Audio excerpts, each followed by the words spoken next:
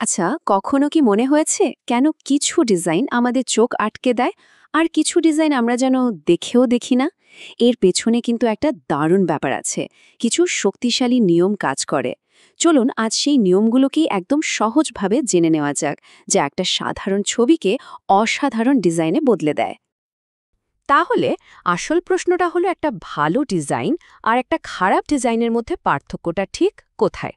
সত্যি বলতে এটা কোনো রহস্য নয়, এর পেছনে আছে ডিজাইনারদের কিছু পরীক্ষিত কৌশল।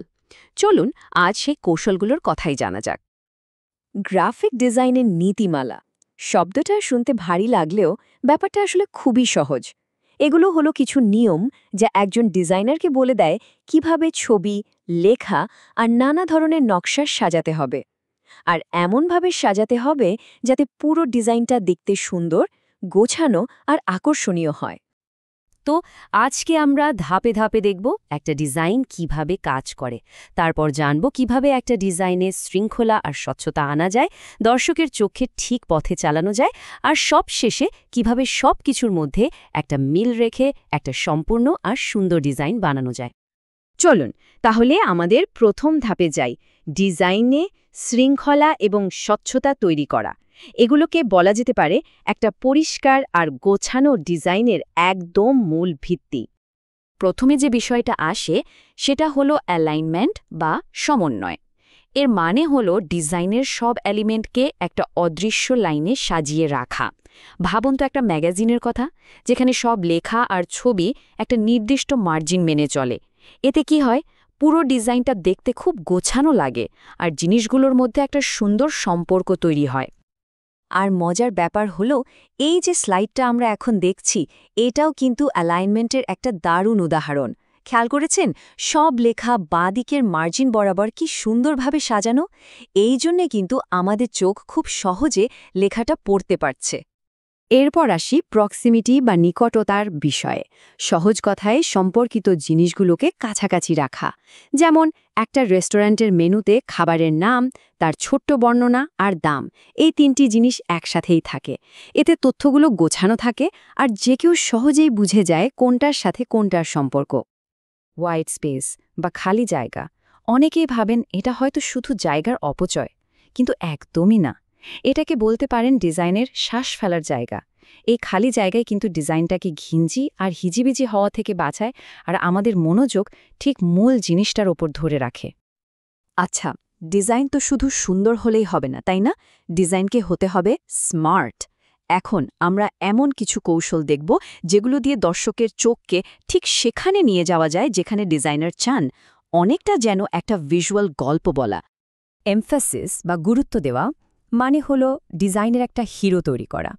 এমন একটা অংশ থাকবে যা সবার আগে চোখে পড়বে। একটা সিনেমার পোস্টারের কথা ভাবুন, নায়কের মুখ বা সিনেমার নামটা কিন্তু সবচেয়ে বড় আর উজ্জ্বল করে দেখানো হয়। এটাই হলো এমফাসিস। এরপর আসছে কন্ট্রাস্ট বা বৈপরীত্য। এটা খুব পাওয়ারফুল একটা টুল। এর মানে হলো দুটো ভিন্ন জিনিসের মধ্যে পার্থক্য তৈরি করা। যেমন এই যে সাদা ব্যাকগ্রাউন্ডের উপর কালো লেখা, এই পার্থক্যটাই ডিজাইনকে আকর্ষণীয় করে তোলে আর গুরুত্বপূর্ণ তথ্যগুলোকে আলাদা করে চিনিয়ে দেয়। হায়ারার্কি বা ক্রোম মানে কোনটা বেশি গুরুত্বপূর্ণ আর কোনটা কম।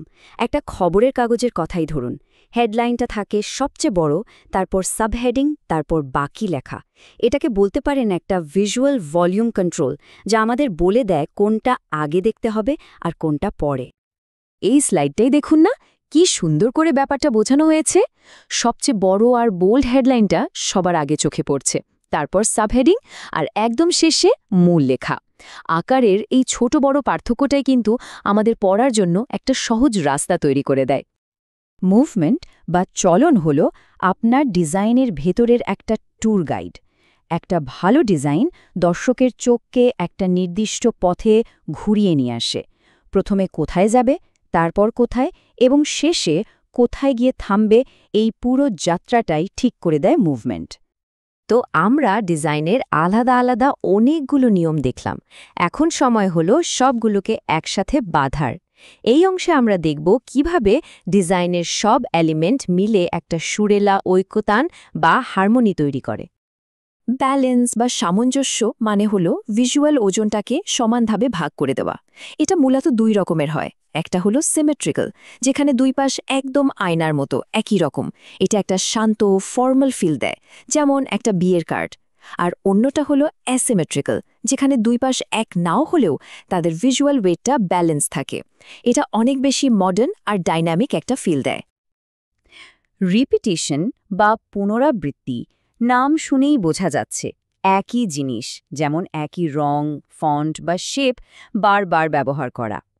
এতে ডিজাইনে একটা রিদম বা ছন্দ আসে। যেমন কোকা-কোলার সিগনেচার লাল রংটা দেখলেই আমরা ব্র্যান্ডটাকে চিনে ফেলি।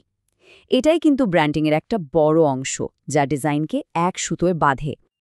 আর একদম শেষে আমাদের ফাইনাল গোল হলো ইউনিটি বা ঐক্য। ইউনিটি হলো সেই অনুভূতিটা যখন মনে হয় ডিজাইনের সবকিছু ঠিকঠাক মতো একসাথে কাজ করছে, কোনো কিছুই বেখাপ্পা লাগছে না। যখন ডিজাইনের সব অংশ মিলে একটা সুরেলা বার্তা দেয়, তখনই ইউনিটি তৈরি হয়।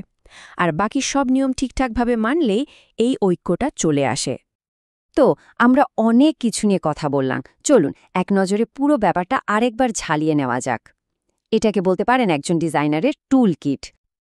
এই যে দেখুন, টেবিলে সবকিছু কি সুন্দর করে সাজানো, প্রতিটা নীতি তার মানে আর তার লক্ষ্য। যেমন ধরুন, অ্যালাইনমেন্ট ডিজাইনকে গোছানো রাখে, কন্ট্রাস্ট স্পষ্টতা বাড়ায়, আর ইউনিটি সবকিছুকে একসাথে এনে একটা সম্পূর্ণ ডিজাইন তৈরি করে। আসলে একটা দারুণ ডিজাইন বানাতে গেলে এর প্রত্যেকটাই কিন্তু খুব জরুরি। একটা কথা মাথায় রাখা দরকার, এগুলো কিন্তু কোনো কঠিন নিয়মকানুন নয়, এগুলো আসলে সৃজনশীলতার দরজা খুলে দেওয়ার এক একটা চাবি। এই টুলগুলো ব্যবহার করেই যে কোনো সাধারণ কাজকে অসাধারণ করে তোলা যায়। তো এখন প্রশ্ন হলো, আপনার পরের ডিজাইন প্রজেক্টে এর মধ্যে কোন টুলটা সবার আগে ব্যবহার করবেন?